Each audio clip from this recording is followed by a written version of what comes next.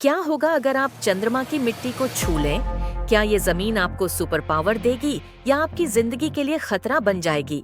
क्या इंसान इस पर खेती कर सकता है या ये हमारे लिए एक धीमा जहर है?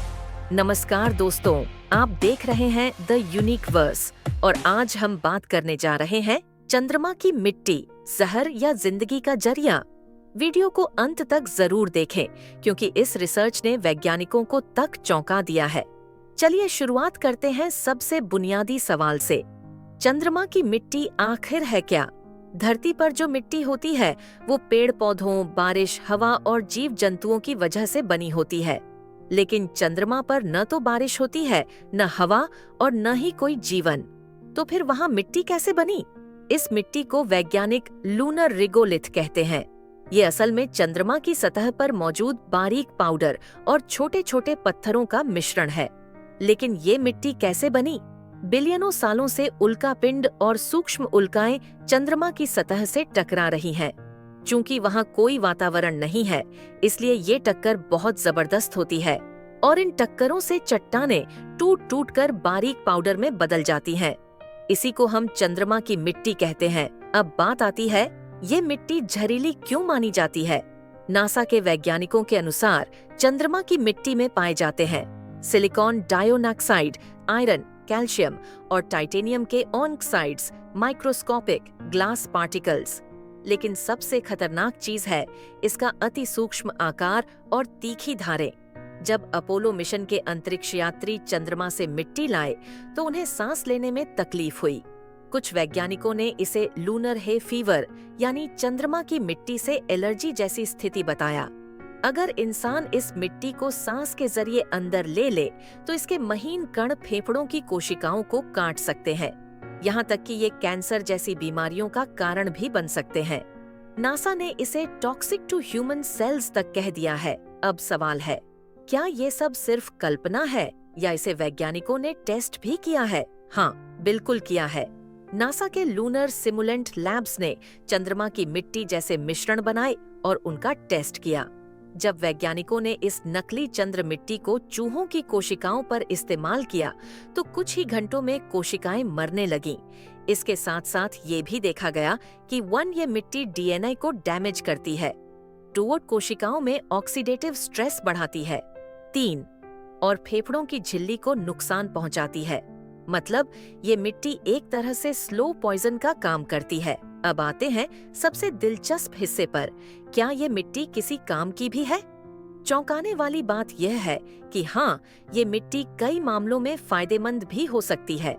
सबसे पहले इसमें मौजूद आयरन और टाइटेनियम जैसे खनिजों को एक्सट्रैक्ट करके चंद्रमा पर ही निर्माण सामग्री, कंस्ट्रक्शन मटेरियल बनाया जा सकता है। इससे 3D प्रिंटिंग करके चंद्रमा पर घर बनाए जा सकते हैं। इसके अलावा इसमें मौजूद सिलिकॉन का इस्तेमाल सोलर पैनल बनाने के लिए किया जा सकता है। कुछ वैज्ञानिक तो चंद्रमा की मिट्टी में हाइड्रोपोनिक सिस्टम का इस्तेमाल करके खेती करने की कोशिश भी कर चुके हैं, यानी मिट्टी में पौधों की जड़ें डाले बिना उसे खनिजों से खाद देना। तो हाँ, ये जहर होते हुए भी एक वरदान बन सकती है। जब अपोलो 11 मिशन के अंतरिक्ष यात्री नील आर्मस्ट्रॉन्ग और बज एल्ड्रिन चंद्रमा से लौटे तो उनके स्पेस सूट और उपकरणों पर चंद्रमा की मिट्टी चिपकी हुई थी।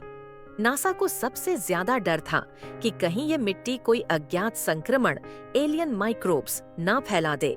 हालांकि चंद्रमा पर जीवन के कोई प्रमाण नहीं है, लेकिन फिर भी नासा ने 21 दिन तक सभी अंतरिक्ष यात्रियों को क्वारंटाइन में रखा। और हाँ, उस वक्त कई अंतरिक्ष यात्रियों को छींक, गले में खराश और जलन की शिकायत भी हुई, जो साबित करता है कि चंद्रमा की मिट्टी शरीर को नुकसान पहुंचा सकती है। अब बात करते हैं भविष्य में इसका क्या रोल होगा। नासा, आइसरो और स्पेसएक्स जैसे संस्थान चंद्रमा पर बेस बनाने की योजना बना रहे हैं।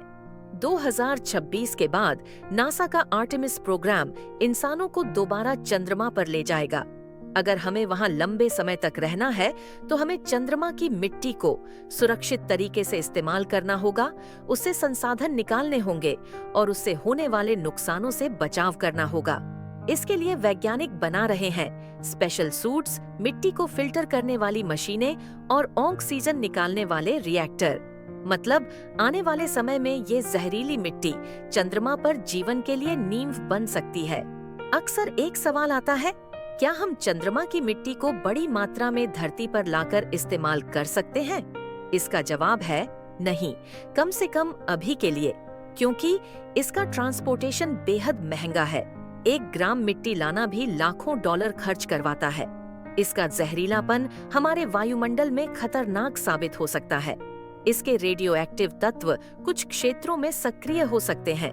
हालांकि वैज्ञानिकों ने लूनर मिट्टी सिमुलेंट्स तैयार किए हैं, जो लगभग वैसी ही मिट्टी होती है, लेकिन वो धरती पर बनाई जाती है और सुरक्षित होती है। इससे रिसर्च जारी रखी जा रही है। तो दोस्तों, ये था चंद्रमा की मिट्टी का पूरा सच। न तो पूरी तरह जहर, न ही पूरी तरह वरदान।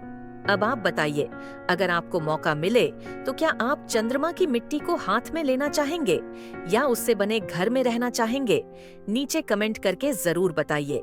अगर आपको वीडियो पसंद आया हो तो लाइक कीजिए, शेयर कीजिए और सब्सक्राइब करना ना भूलिए द यूनिक वर्स को, जहां आपको मिलती है हर जिज्ञासा का जवाब सरल और वैज्ञानिक तरीके से।